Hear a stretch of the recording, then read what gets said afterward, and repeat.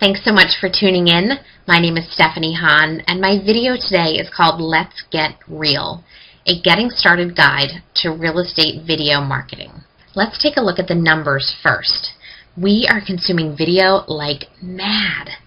A look at just the current YouTube statistics will show you how much.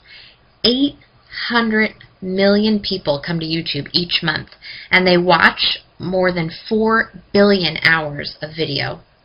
Last year, traffic from mobile devices tripled. 500 years of YouTube videos are watched on Facebook every single day, and more than 700 videos are shared on Twitter every minute. More importantly, we interact with video content. YouTube reports that 100 million people take a social action on YouTube, likes, shares, comments, etc., every single week. YouTube does have a dislike button, but they report that for every dislike, they get 10 likes.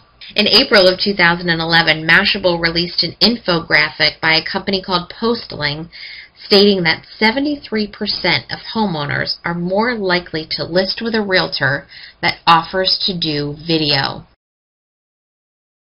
Now that you've seen the numbers, let's talk about how to actually get this done and create some videos. I'm going to start with equipment. You probably have multiple devices that can shoot decent video these days. Your smartphone, your digital camera, tablets, iPads, they've all got recording devices. Try your digital camera with a tripod first.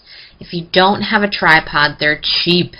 They can really make a big difference in the quality of your video, so go out and buy a tripod. And then, of course, just extra batteries. Always carry extra batteries and or your battery charger in case you run out of juice. You have your equipment, so let's run through some shooting tips. Number one, use the tripod. No matter how steady you think you are, just the natural movement of your body is going to create some vibration. The tripod will minimize that, and it's also just going to give you a smoother plane when you're moving the camera around. Number two, turn on every available light if you are shooting inside. Avoid shooting for any length of time toward a window or anything that's going to reflect back at you. Number three, write a script, even if you think you don't need one. Scripts will keep you on track and help you with your confidence. For added security, you can create a full-blown storyboard with each video shot and the words that should be spoken over top. Number four, speak louder and slower than you normally would. Not to the point of silliness, but enough so you are easily understood. Number five, keep it short. If you don't capture the viewer in the first 10 seconds, it's likely that you'll lose them. No longer than 2 minutes whenever possible. And number six, practice. Laugh at yourself. Do it again. Do it out loud and record it. Listen to it back. It's how you'll get better at this. What about content? Well, of course, you could read your listing description and film the house room by room, but you already have great photos and you might even already have a virtual tour, so why do the same thing? I would encourage you to be bolder than that. Try something different. Ask your sellers two questions. Number one, what attracted you to this neighborhood? And number two, what will you miss the most when you move? Or really, any variation on those two questions will work. If your sellers don't want to be on video but will still answer the questions, you can record their answers while filming their favorite part of the house or what they love about the neighborhood. Your goal should always be to make the buyer feel something and hopefully get attached to the property. If you don't have a listing to video, don't use that as an excuse. Start building a video channel now with a variety of content. I've listed a few content ideas for you here, and I'm going to go through them. The first one is vendor tips. Get your favorite loan officer in front of the camera to explain a mortgage term or the appraisal process, maybe a little bit about what's happening in the market. Do this with your insurance reps, your title people, home warranty reps. If you keep them consumer focused, helpful, and short, they can be really great video content. The second thing, market statistics. Answer that famous question that you get all the time, how is the market?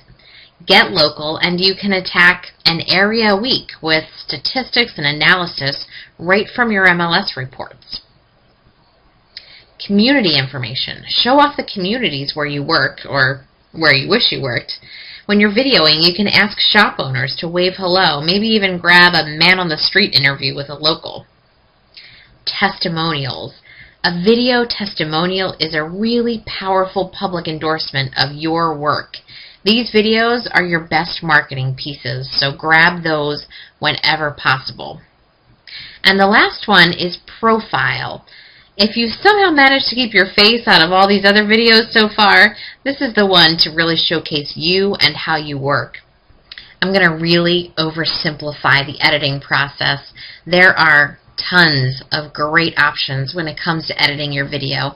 Programs like Sony Vegas, Adobe Premiere, Final Cut, some really amazing programs that aren't cheap. I think as a beginner, you can start with either iMovie for Apple or Windows Movie Maker for Windows. I know it seems basic, but if you're a beginner, I would start there. Check out all the things you can do with them, and then maybe spend a little money on a nicer program. You can use the same search engine optimization principles that you employ on your website to your videos. Know your keywords beforehand and use them in your title, description, and tags. The title of your video should be descriptive, but try not to jam-pack it with keywords. Use the video description to tell the world what they are about to watch. And finally, each video should be tagged with your name, the word video, and any relevant keywords. Don't over-tag your videos. Stick to anywhere between 5 to 10. And always use your name or your team name as the first tag. This is going to help with your related videos down the line. Once you have a video or two ready, you'll need to set up a channel. You can think of your video channel as your own little station on the web, packed with video content that you've created and uploaded.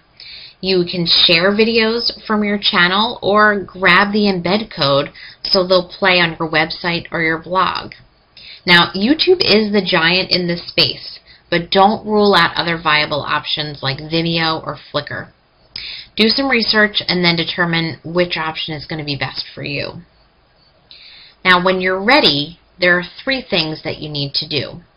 First thing is set up and then going forward, maintain your video channel. You want to make sure you have all of the company information in there that you're required to have, and then of course all of your contact information. It's important to remember your marketing and advertising rules here and any brand identifiers that you need to have. And then of course always link back to your real estate website. Now, hopefully you'll be doing a lot of uploading videos.